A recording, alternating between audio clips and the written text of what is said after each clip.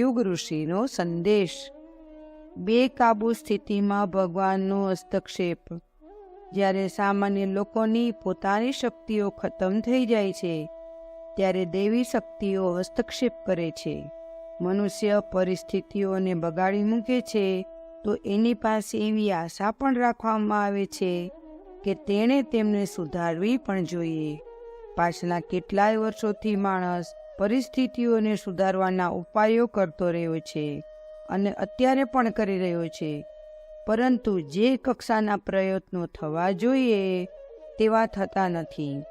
જ્યારે સ્થિતિ દરેક દૃષ્ટિએ કાબુ બહાર જતી રહે છે ત્યારે ભગવાન તેમાં દરમિયાનગીરી કરે છે, નહીં તો એવી આશા રાખે છે કે પરિસ્થિતિને બગાડનારા જ એને સુધારે। સુધારવાની પ્રક્રિયા અત્યારે પરોક્ષ જગતમાં ચાલી રહી છે।